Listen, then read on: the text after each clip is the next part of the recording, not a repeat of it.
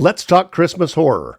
These films are clever, unsettling, and darker than your usual holiday fare. Now, they might not actually ruin your holiday, but they're definitely too dark for Hallmark.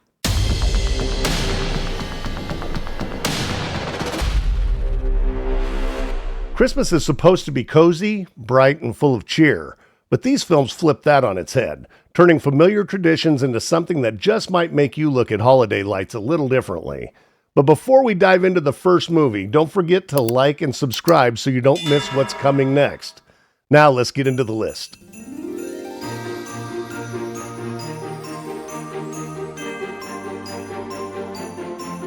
little dry. Well, mine's delicious. Mine's dry. You want to trade?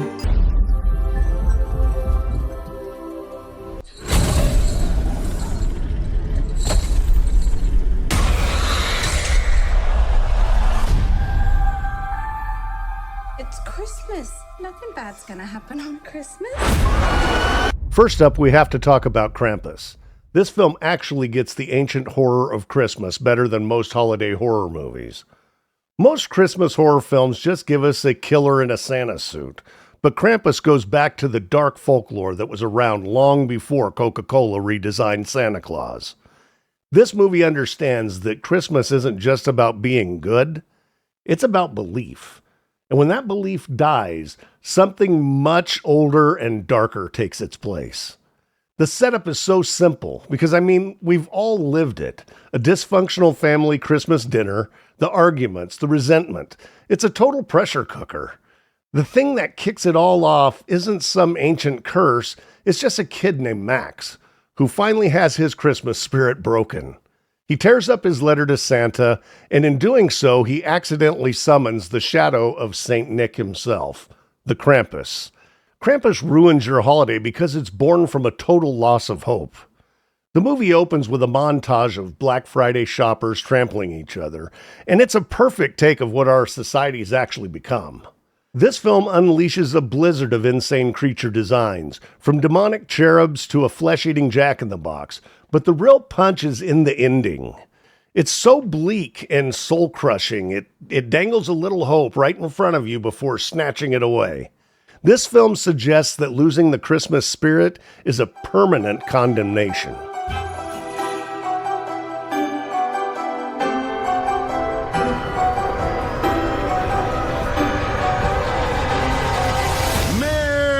Christmas. This is Krampus, right? What's a Krampus? He's like an anti-Santa Claus. A demon who punishes the naughty. He whips them, chains them up, stuff like that. That's fine. It's the elves. How did it all come to this?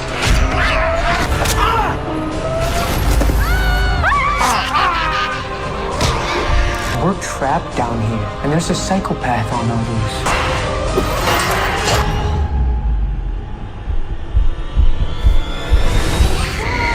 So where most films stick to one story, 2015's A Christmas Horror Story just throws 4 different plots into a blender. It cuts between them as they all race toward their own terrible endings on the same Christmas Eve in this doomed town of Bailey Downs. And the whole thing is held together by a drunk radio DJ played by the legend himself, William Shatner. Yes, that William Shatner. You've got a ghost story in a haunted school, a terrifying changeling myth brought to life, and a family getting hunted by a genuinely monstrous Krampus. It's just a chaotic blast of holiday evil, but the part that makes this movie a must-see is the segment at the North Pole. We see Santa Claus himself trying to deal with a zombie outbreak among his elves. It's a gory, absurd, and bloody rampage that all leads to one of the greatest twist endings of all time in Christmas horror. Whatever. You get ghosts, monsters, body horror, and a classic slasher Santa all in one package. It's perfect for when you've had your fill of candy canes and carolers and just want to cap off the season with a little holiday carnage. When we help others, we bring them face to face with God. Sir, are you all right? Who the hell are you? You think there's any chance the two of us might be able to stay here through Christmas? I'm willing to open my door to you. I thought it might be time to deck the halls. These guests, something about them is not right. What is that? I want my home back! We ain't trying to leech. Let's jump into a claustrophobic nightmare that proves you don't need monsters for holiday horror. All you need is one act of misguided Christmas charity. The Leech is a slow burn psychological thriller that gets under your skin by weaponizing kindness and faith. So Father David is a devout priest preaching to a totally empty church. Driven by his own sermons about kindness, he invites a homeless man, Terry, to come shelter at his home for Christmas. Soon after, Terry's wild girlfriend Lexi shows up and joins them. What starts as a simple act of goodwill turns into a holiday nightmare. They're basically leeches, but they're not draining his blood. They're draining his faith, his patience, and his sanity.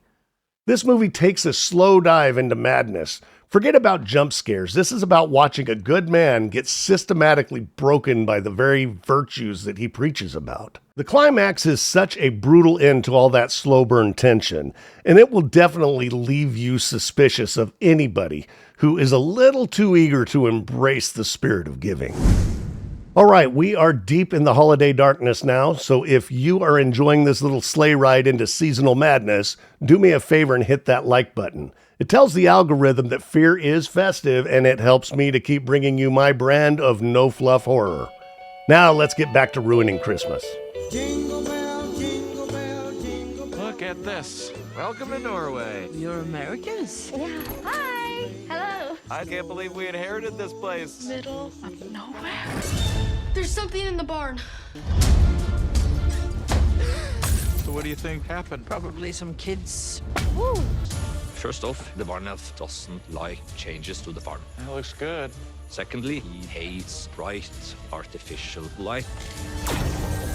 And he hates loud noises. Huh? This is really bad. You're in Norway now, okay? Nothing bad ever happens here. Where's your gun? I don't have a gun. What on earth did you do to make them so mad? We broke all the rules. What are you going to do about it? I'm going to swipe this area for fingerprints, and then I'll call the forensics and, If you love 80s creature features like Gremlins, this is going to be your new holiday favorite. There's Something in the Barn is a bloody, hilarious horror comedy that mixes Nordic folklore with a classic fish-out-of-water story. An American family inherits a house in Norway and moves in right before Christmas. The youngest son discovers that the barn is home to a Nissa, which is a barn elf from local mythology. The rules are pretty simple. No bright lights, no loud noises, and don't mess with his home. Of course, this American family has big plans to turn the barn into an Airbnb, and that's about to pretty much break every single one of those rules. This movie turns the cute little Christmas elf into a ferocious territorial monster. The culture clash comedy is hilarious, with Martin Starr perfectly cast as the clueless dad who attempts at perfect Christmas leads directly into carnage. But the real payoff is the final act. An entire army of murderous elves lays siege to the house, and the battle is a glorious symphony of Yuletide violence that's packed with creative kills. It's fun, it's gory, and it's a soon-to-be cult classic that will make you think twice about that garden gnome in your yard. Do you like vampires? No, not really. Why? I just noticed that you have a vampire book on vampire ornaments on your tree. You know, I've seen a gang of vamps rip a man's head off, then kick it round in a circle like a hacky sack.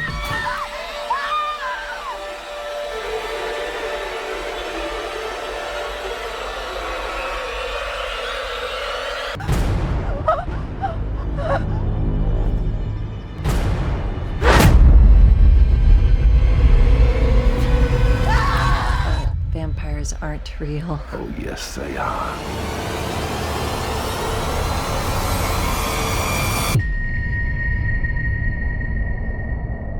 Vampires and Christmas don't seem like an obvious pair, but Red Snow proves that they can actually go together pretty well.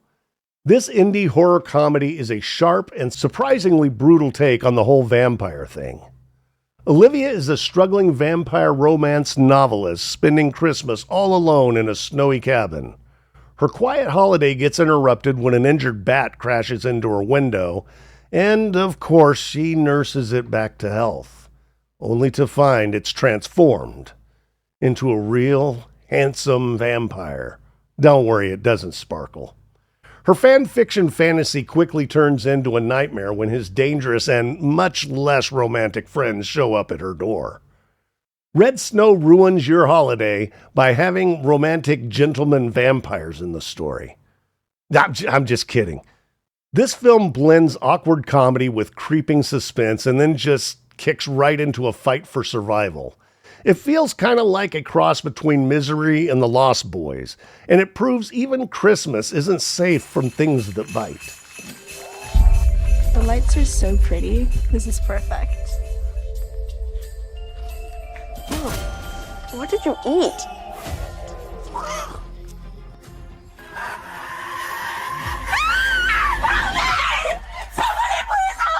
This Christmas still haunts me. Time to let that go. No one cares. Everyone would be better off if I was never born. No one in this town knows me. Who are you? Dad. You weren't around to stop him, so he just kept going. He likes killing. I'm here now. Let's have some fun. Hey, you! Hey, Merry Christmas. We gotta stop him. I'm gonna get my life back. You be safe now. Dude. So what if you took the sentimental classic It's a Wonderful Life and remade it as a bloody, self-aware slasher? That's the premise of It's a Wonderful Knife. This is a horror comedy that skewers both slasher tropes and that fake small-town cheer like what you might find on Hallmark or something. A year after Winnie saved her town from a killer called the Angel, she's totally drowning in trauma.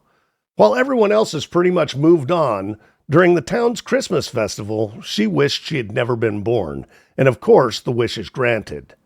She gets thrown into this parallel universe where she never existed, and where the killer was never stopped.